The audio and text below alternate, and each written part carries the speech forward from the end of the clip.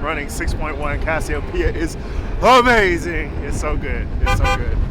So I was riding with Javier the other day, and that man rides fast. We were riding on a trail from BC to Virginia, and it's a very rooty trail. It's super easy to get bucked off of your board if you're not paying attention, especially at high speeds. Now he's going 19 to 21 miles per hour on a OneWheel XR. I'm a much heavier rider at 230 pounds. There is no way before the 6.1 update that I would be able to keep up with him. I feel like the extra power that you get in Cassiopeia gives you that get up and go if you need to get out of a bad situation. And then I'm riding Flow. Flow is just so, oh, love it.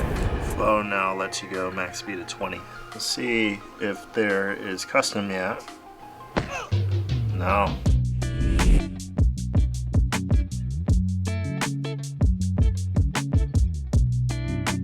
So Daniel's on a growler, I'm on a GT. GT's super fast off the line. There's a little traffic with people walking around. And we're whipping in the reflecting pool in between Lincoln Memorial and the Washington Monument, which is awesome.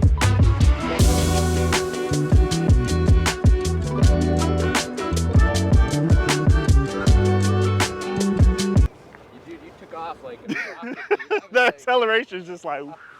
I was like, damn, I'm in the dust. Take off. Do you want to try it? GT? Yeah. Sure.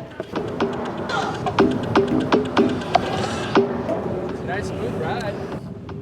And I'm on pushback, and he is leaving me in the dust. And I haven't put any mileage on this, but I don't hate the love hump for sure. I definitely can't wait to get my hands on one of these, man. You know, production issues and logistics aside, because everybody's having those problems. It's not unique to FM. I don't really feel like I hit any pushback either, even when I took off. Real subtle pushback, I didn't hardly feel any. Dude, that's a nice ride though, man. I'm glad you didn't get a lemon, yeah.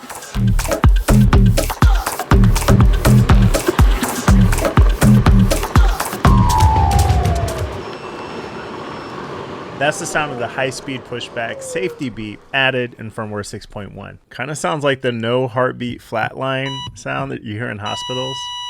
It's very grim. As a more experienced rider, I turn the safety beeps off. I feel like regardless of the board's capacity to keep you level, the safety beep is just starting at 19 to 20 miles per hour.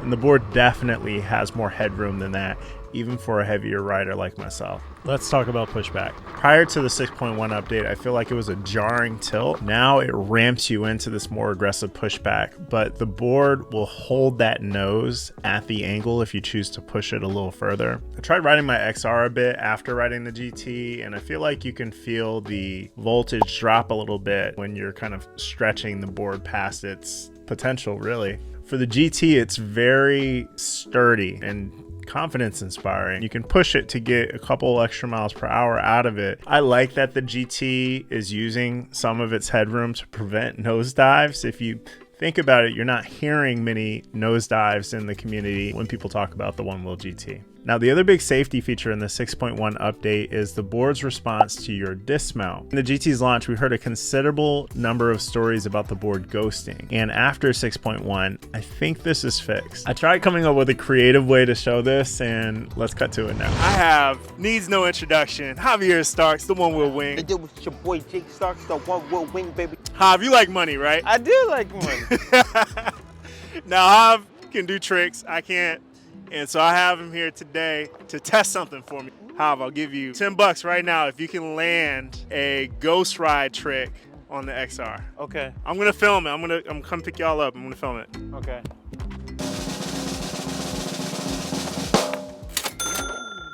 All right, cool. So you hopped off the XR, hopped back on and landed it. The question is, after 6.1, is that possible with the OneWheel GT? All right, before I do that, I gotta give you some money. Yes. Thank you. 6.1. Can it be ghost ridden? Can we get it to ghost a little bit? Here we go. More money on the line. Whoa! It stopped. I'm like jumping and then it wasn't there. Yeah, I don't mind how many tries. Okay. We'll see if Should we I get try? Try it number doesn't want a 2. ghost. It doesn't. It came to a stop, which the XR doesn't normally do. I think maybe if I like try to jump back on like super early, I could probably get away with it. But the board has still initiated a braking sequence that like doesn't happen on the XR. I think if I was like super quick, like maybe if I was like, I can make it, but it's not the same though. It's not the same. Like, let's say I'm gonna jump off the GT at this line and we'll see how far it goes. Then I'll do the same thing with the XR. So let's assume I'm jumping off. You see a hard brake, right? Yeah. So this is where the GT stops. I'm gonna go about the same speed, but notice how it like still rides. But even, did you see the braking on that? It was like, when the braking came in, it was like, When the GT braking came in, it was like, BOW! It went so hard. Oh man, let me try one more. Oh, but you know what? People generally do it reverse. So let me switch. Okay. And let's see how far it goes. Jeez. And which way do you normally see the GT ghosting? Is it forward or backwards? Side. It's backwards, right? So first, all right here. Up. Definitely not happening on the GT.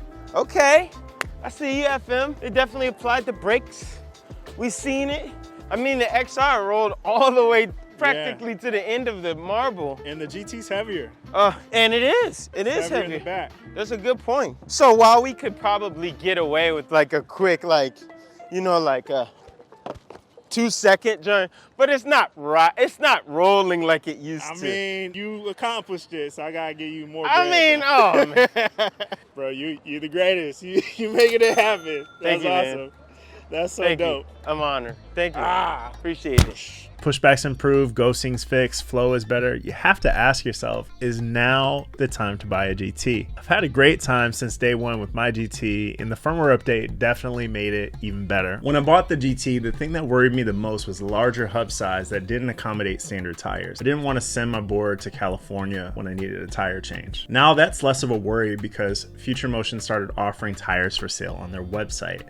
That means I can buy a new slick or treaded tire and install it myself. I actually really enjoy the slick tire on the GT, and if it was the only tire I could ride on the board, I'd be satisfied. But I do hope third-party tires become available, like a GT native enduro tire from the Float Life. GT is the future. It's the next level. You will enjoy it if you buy one, and third-party companies will start to develop products for it. Speaking of third-party, there is one product I think that everyone should get, regardless of which one will you own, and I talk about it in this video.